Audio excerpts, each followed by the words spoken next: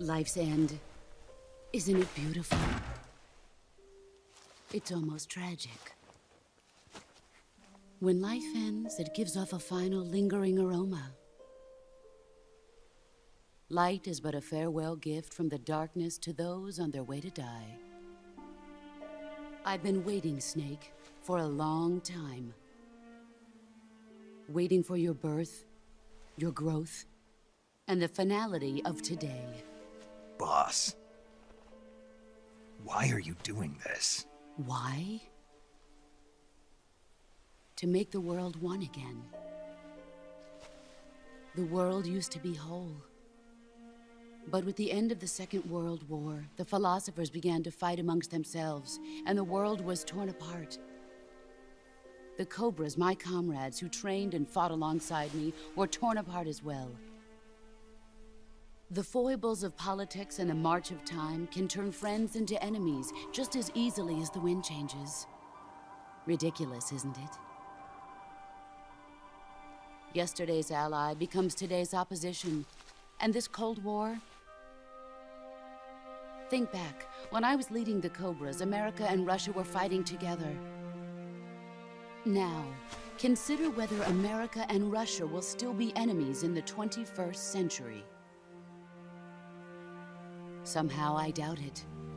Enemies change along with the times, the flow of the ages, and we soldiers are forced to play along.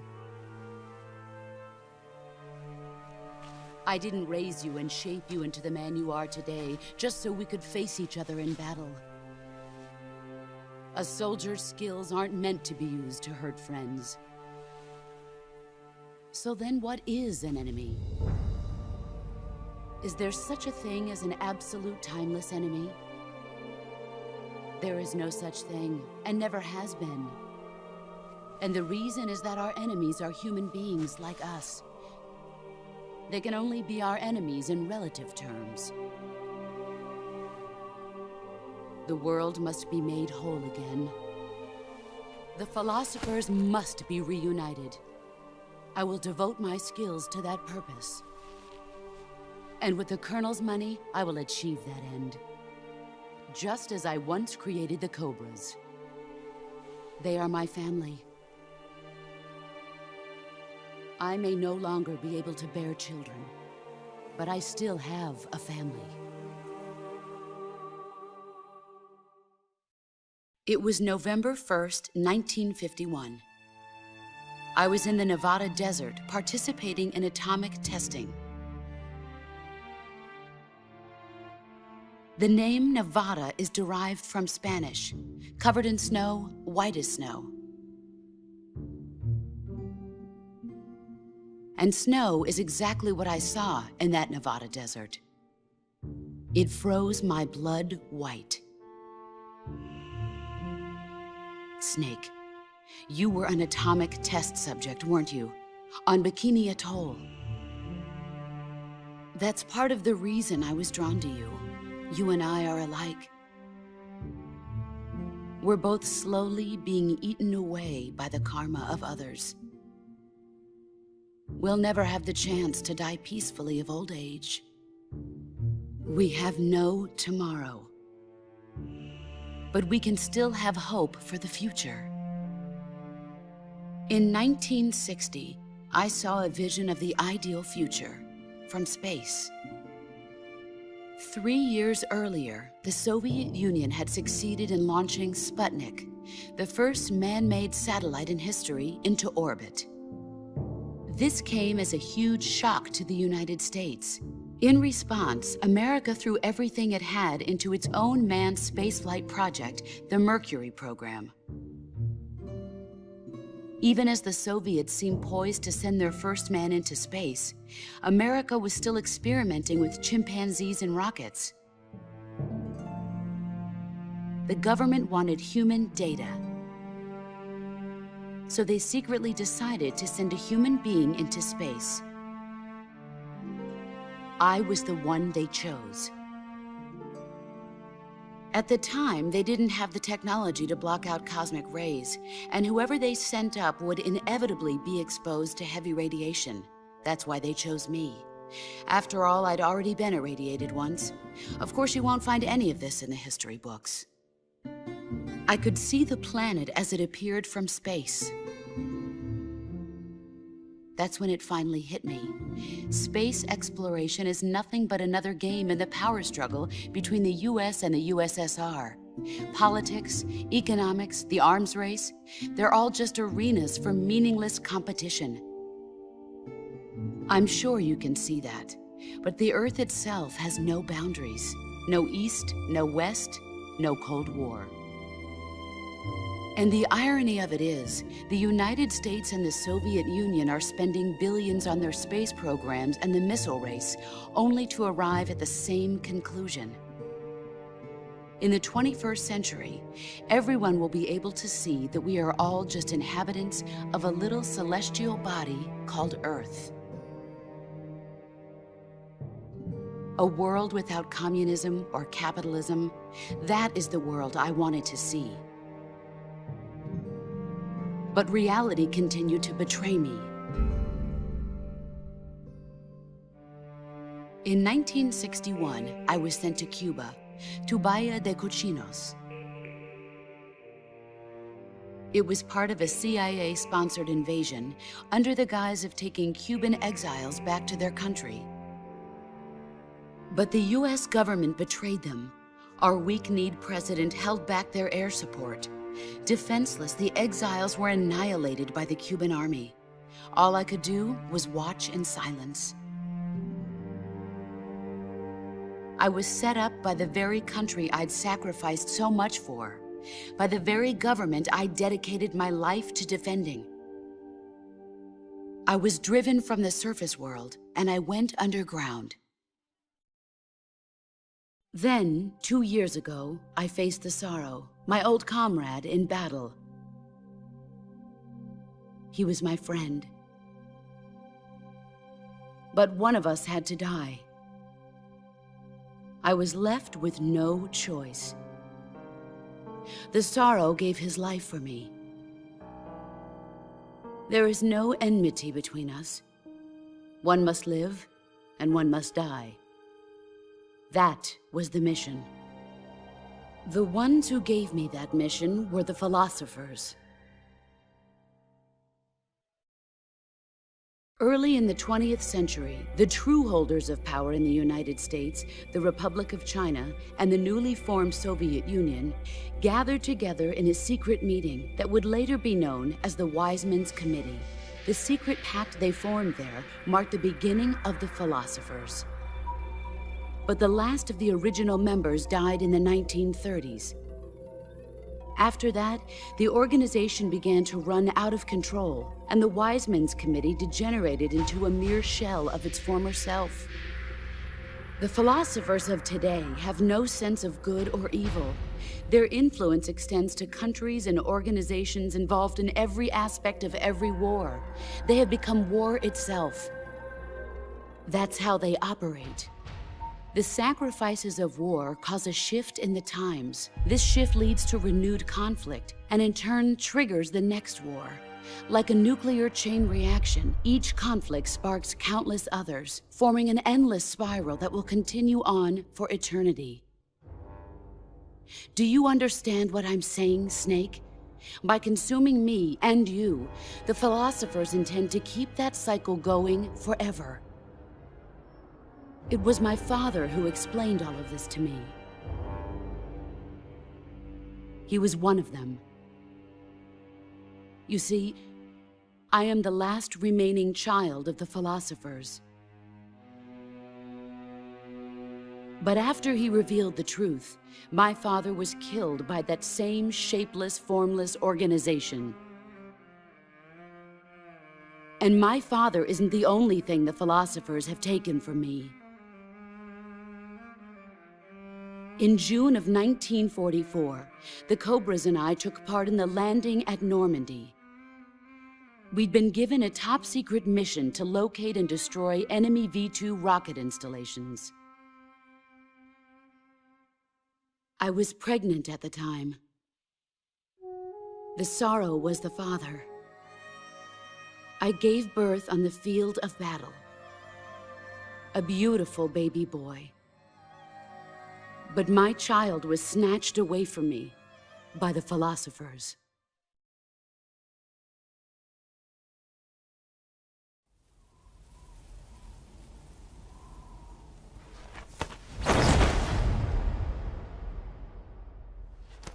Look at this scar. This is proof that I was once a mother.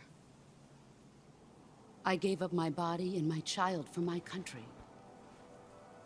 There is nothing left inside me now. Nothing at all. No hatred, not even regret. And yet sometimes at night, I can still feel the pain creeping up inside me, slithering through my body like a snake.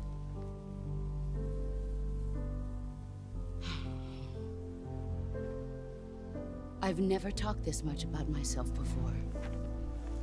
Thanks. Thanks for listening to me.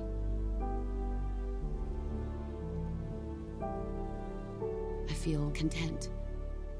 Snake? Commence the operation. I raised you. I loved you. I've given you weapons, taught you techniques, endowed you with knowledge. There is nothing more for me to give you.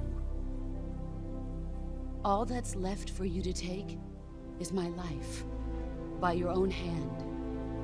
One must die, and one must live. No victory, no defeat.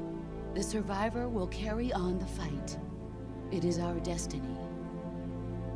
The one who survives will inherit the title of boss. And the one who inherits the title of boss will face an existence of endless battle. I'll give you 10 minutes. In 10 minutes, MiGs will come and bomb the hell out of this place. If you can beat me in less than 10 minutes, you'll be able to escape in time. Let's make this the greatest 10 minutes of our lives, Jack. Boss. You're a soldier. Finish your mission. Prove your loyalty. Face me.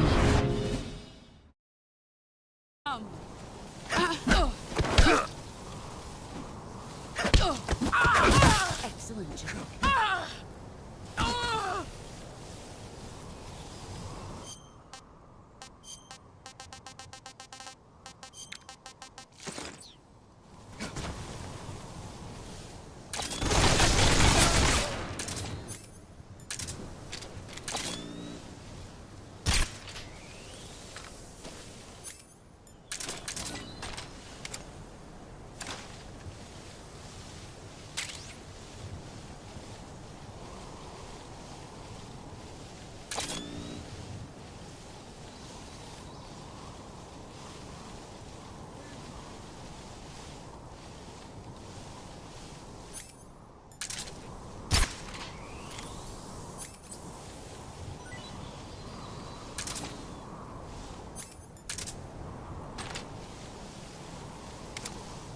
Where are you?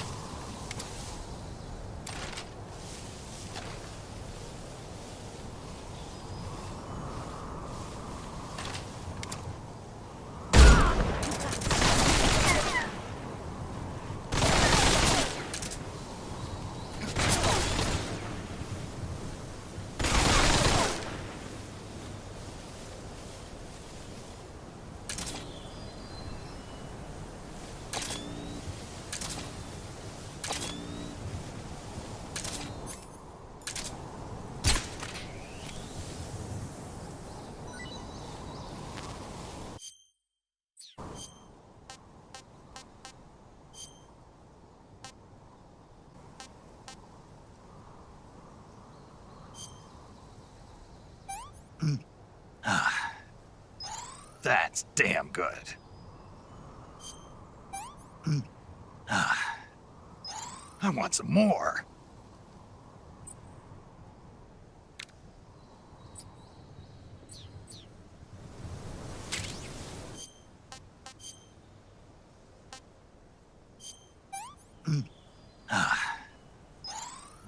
Delicious.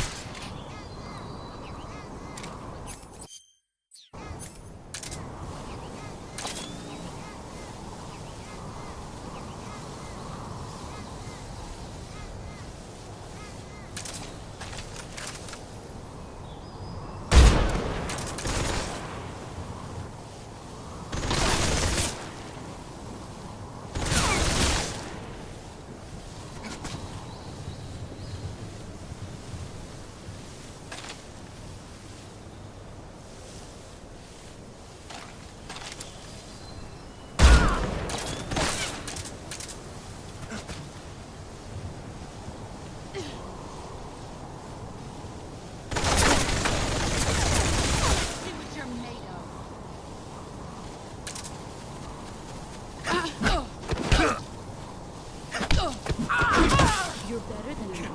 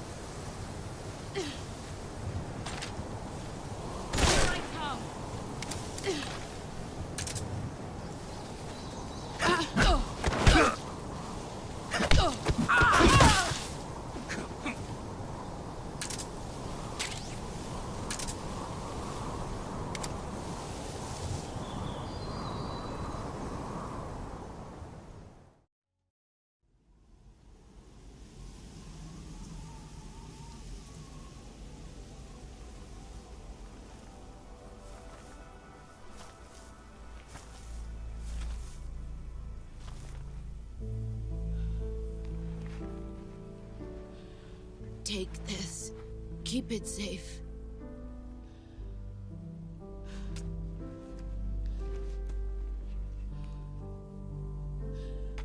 It's our only hope.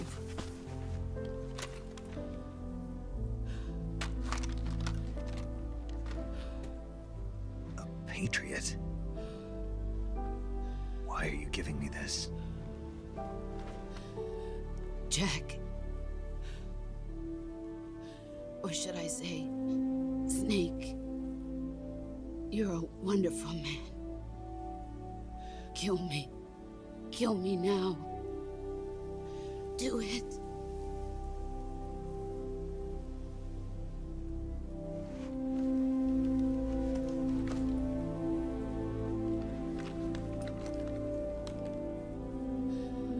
There's only room for one boss and one snake.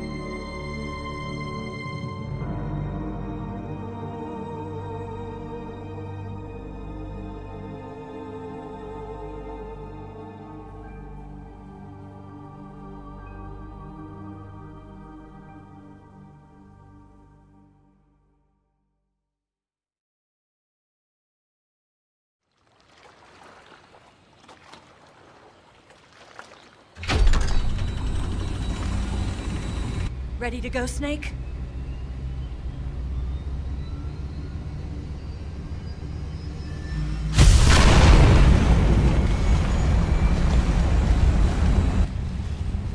Are you okay? Snake? Yeah.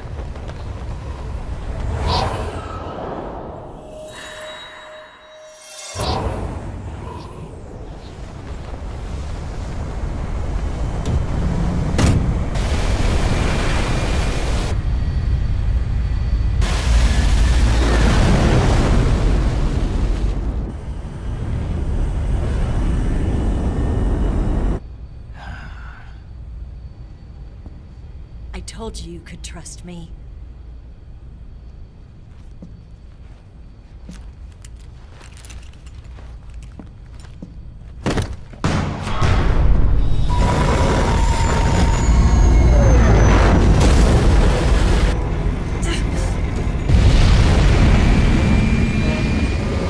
Snake!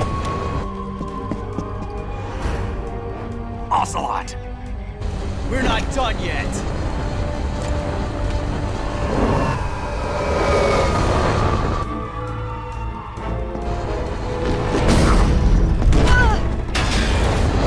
Damn!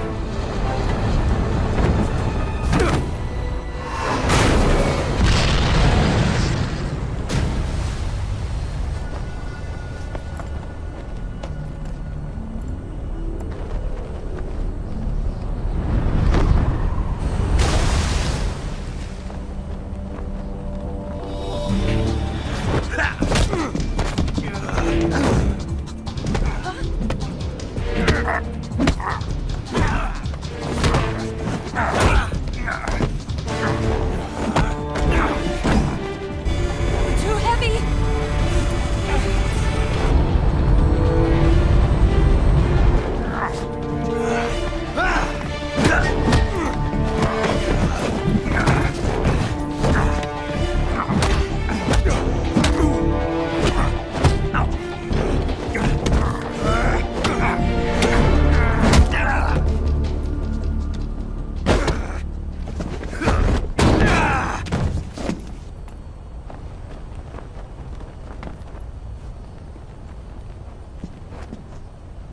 Snake, try to remember some of the basics of CQC.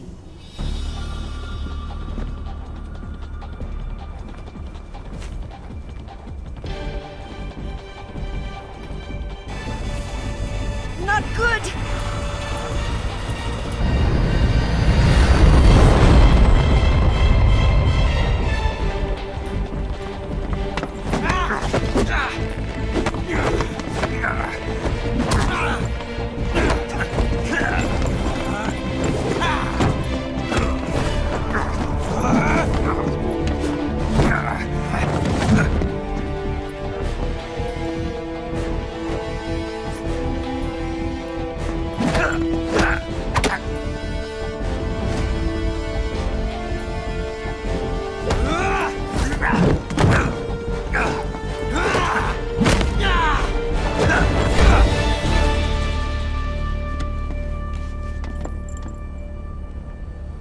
I picked up a few new moves.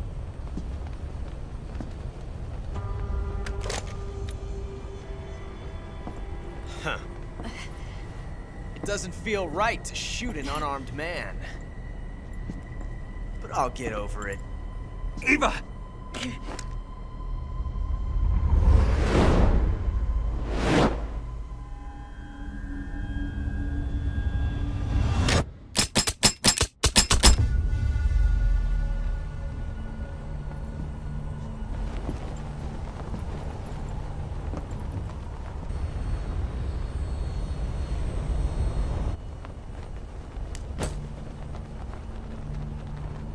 What do you say to one last showdown? Yeah, all right.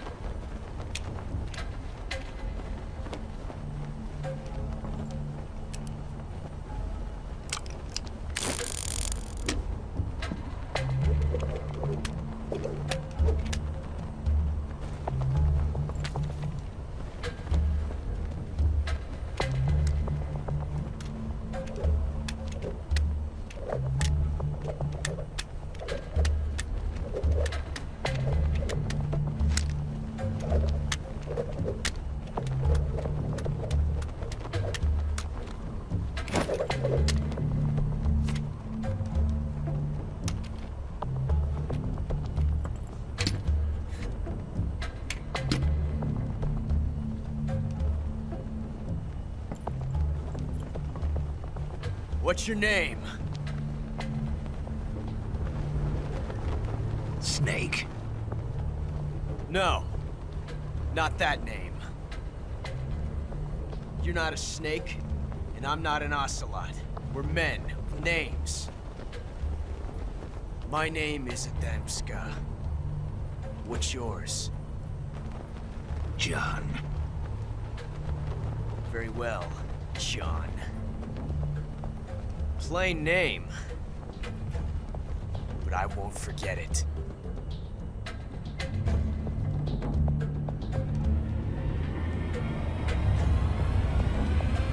Come on!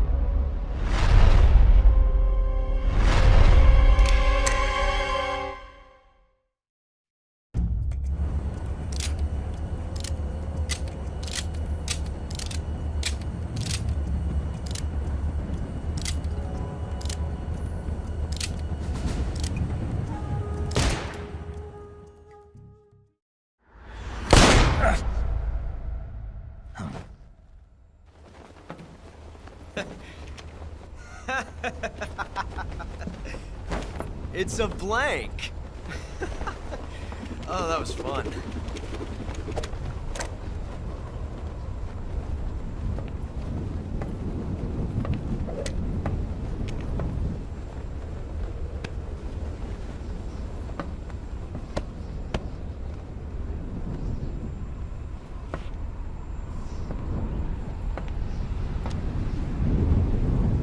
Till we meet again, John.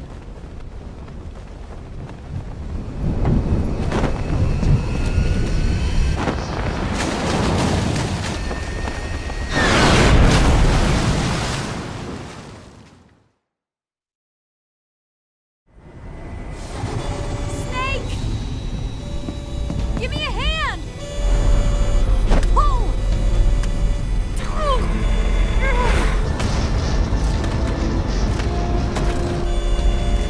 Come on, pull up!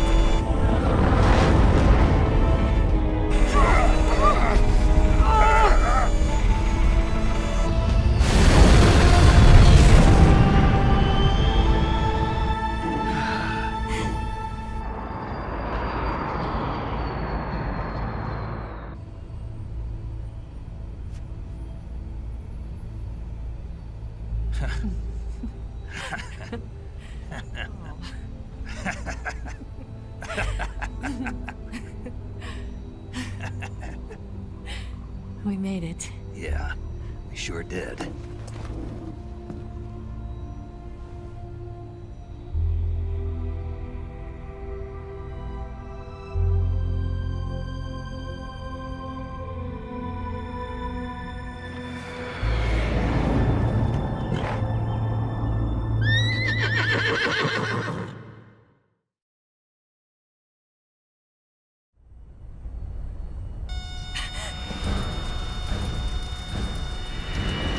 Oh no, Mix!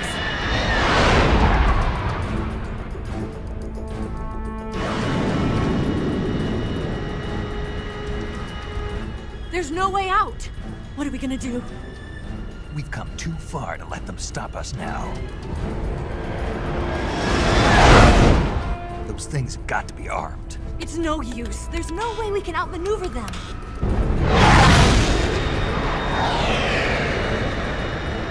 They're gonna shoot us down. We were so close. Weapon systems on. Locked on target. I got tow. You were great, Eva. Huh? Thanks.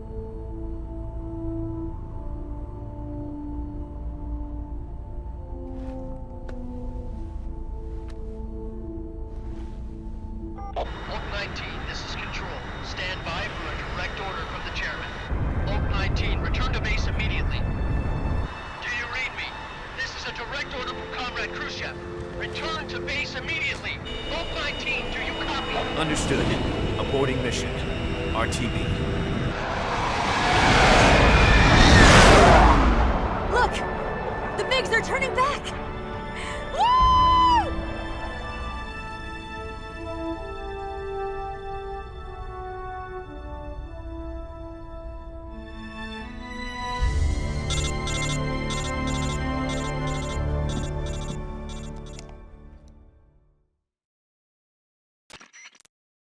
Well done, Snake. The MiGs disengaged. Most likely under orders from Khrushchev. Is this his way of helping us? Who knows?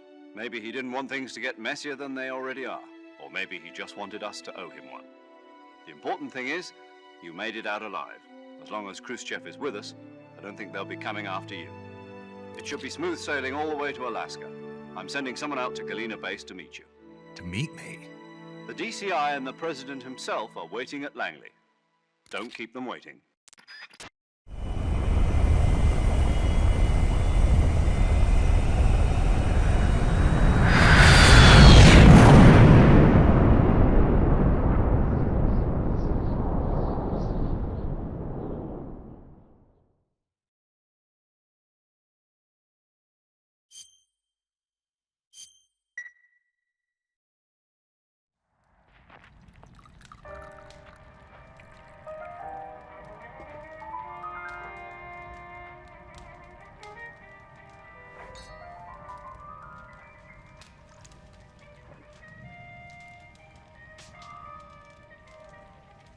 So what are you going to do now?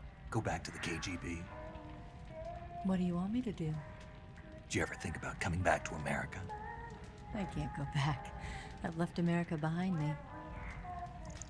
But you saved this country. I didn't do it alone.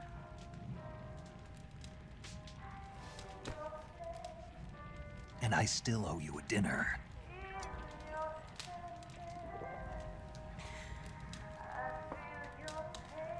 Is that part of your mission too? Or is it an order? Or is it an invitation?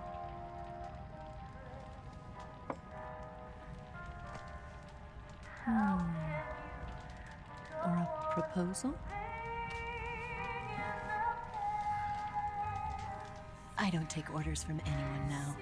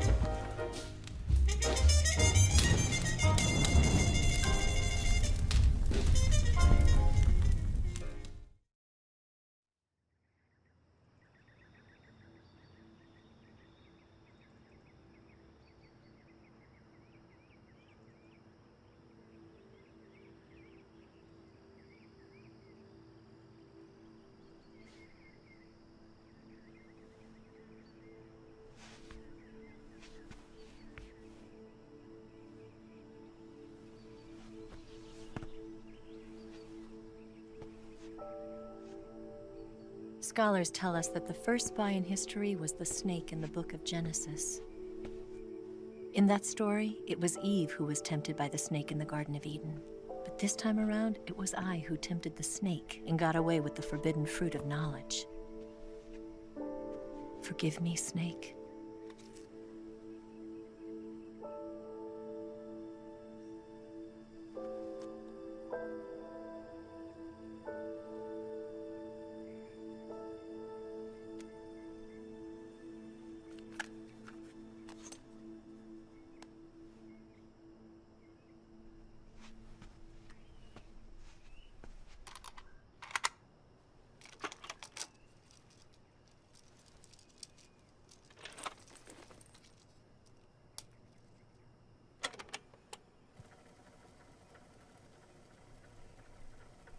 Good morning, Snake. I hope you slept well. First of all, I have to apologize. I wasn't sent by Khrushchev. I'm not a KGB spy, and I never worked for the NSA. I'm an agent of the People's Republic of China for the General HQ 2nd Department of the People's Liberation Army. It was all a lie. I tricked you. And I'm sorry.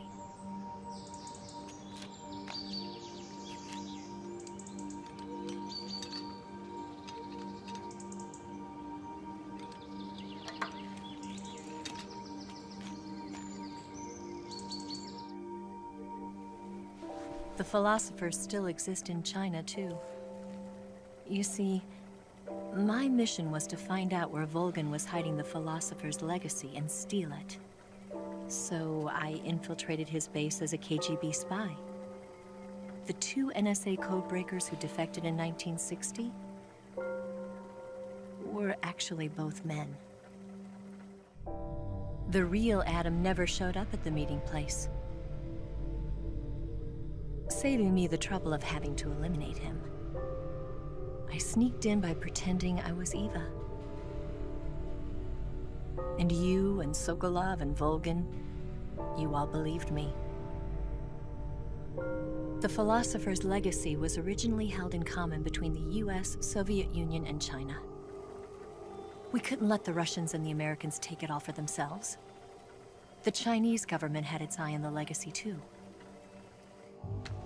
I got the film containing the legacy, and also the nuclear missile launch data from the Shagohod.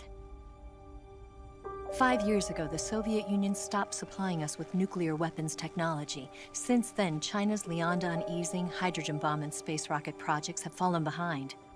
But with this data, our country will be able to develop its own nukes. We'll create a deterrent force to rival those of the US and Soviet Union. Everything has gone according to plan, thanks to your help. I too am one of the philosophers.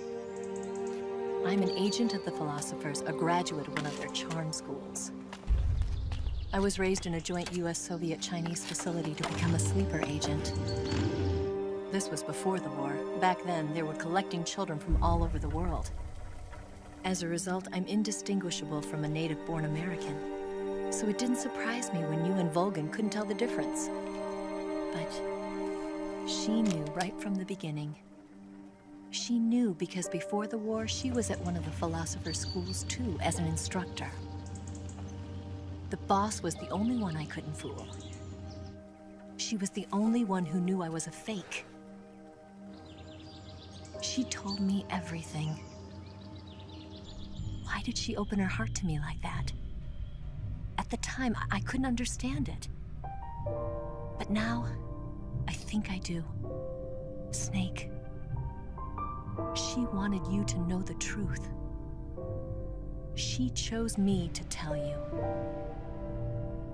That's why she saved my life. I've lied to you so many times, but not this time. My orders from the government were to obtain the legacy and to eliminate everyone who knew the truth about what happened. In other words, I'm supposed to kill you.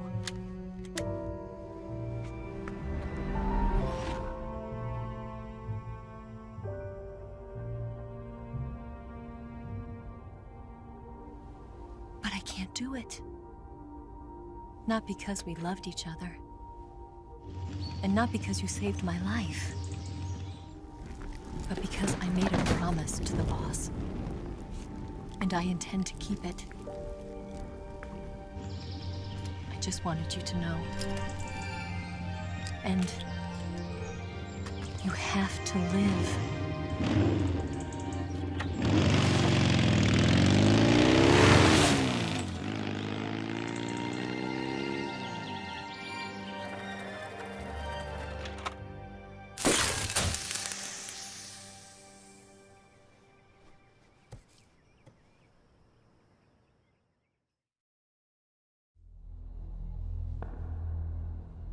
Snake, listen to me. She didn't betray the United States. No. Far from it. She was a hero who died for her country. She carried out her mission knowing full well what was going to happen. Self-sacrifice. Because that was her duty.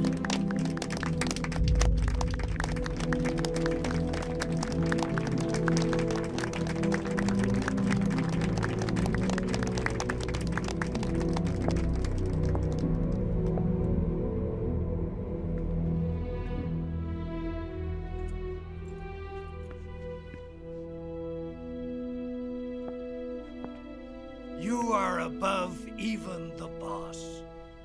I hereby award you the title of Big Boss.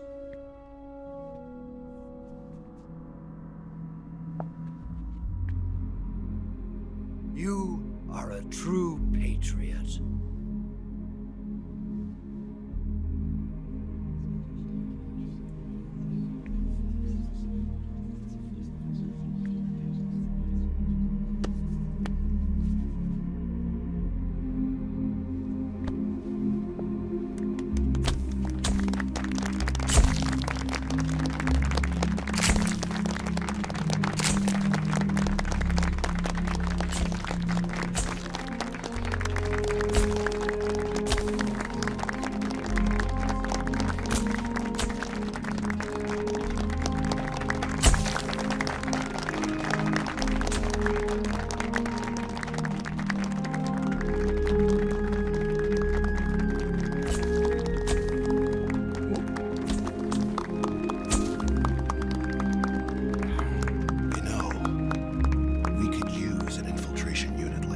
In the Army. Someone like him to handle our top secret sneaking missions for us. A man who combines the qualities of a soldier and an agent. The boss's defection was a ruse set up by the US government. It was all a big drama staged by Washington so they could get their hands on the philosopher's legacy. And the boss was the star of the show. They planned it so that they could get the legacy that Colonel Volgin inherited and destroy the Shagohod at the same time. Only a legendary hero like the boss could have earned Volgin's trust. Finding out where the philosopher's legacy was hidden was to be her greatest mission. Everything was going according to plan. But then something happened that no one could have predicted.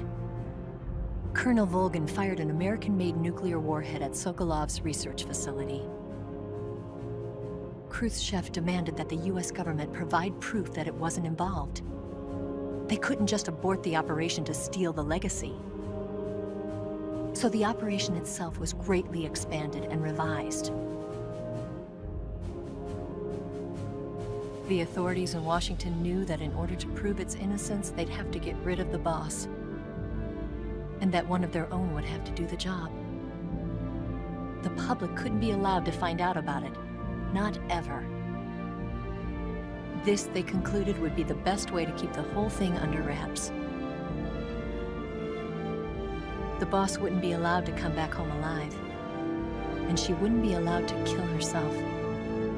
Her life would be ended by her most beloved disciple. That was the way the government wanted it.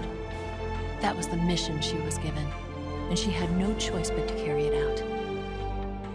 Her death at your hands was a duty she had to fulfill. Out of duty, she turned her back on her own comrades. A lesser woman would have been crushed by such a burden. The taint of disgrace will follow her to her grave. Future generations will revile her. In America as a despicable traitor with no sense of honor. And in Russia as a monster who unleashed a nuclear catastrophe.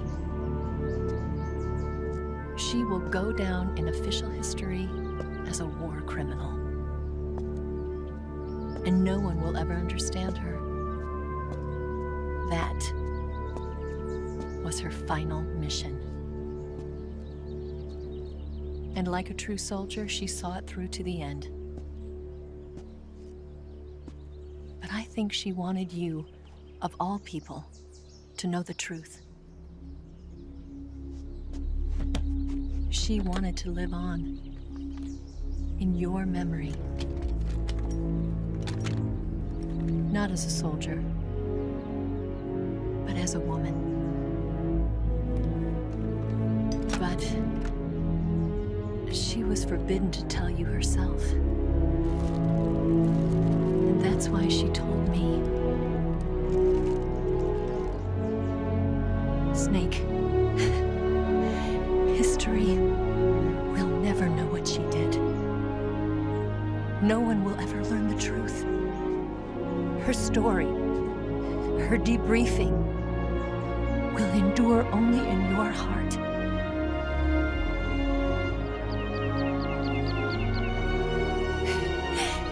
Everything she did for her country. She sacrificed her life and her honor for her native land. She was a real hero. She was a true patriot.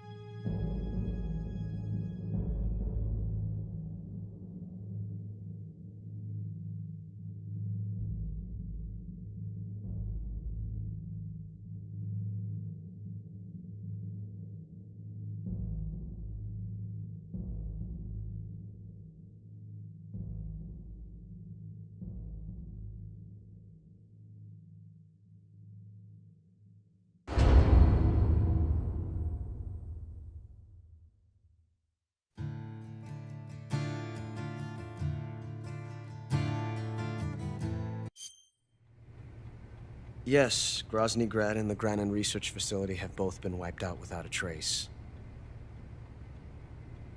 I understand, sir, but they were necessary sacrifices. Yes, the CIA has taken care of the boss themselves. I believe the White House will be satisfied. Khrushchev is finished. Your time has finally arrived. Yes, the American president is relying on us to keep a lid on the whole affair. We've got him by the balls. It should make a valuable trump card in future negotiations. Yes, Chief Director, of course. I'll keep the KGB informed.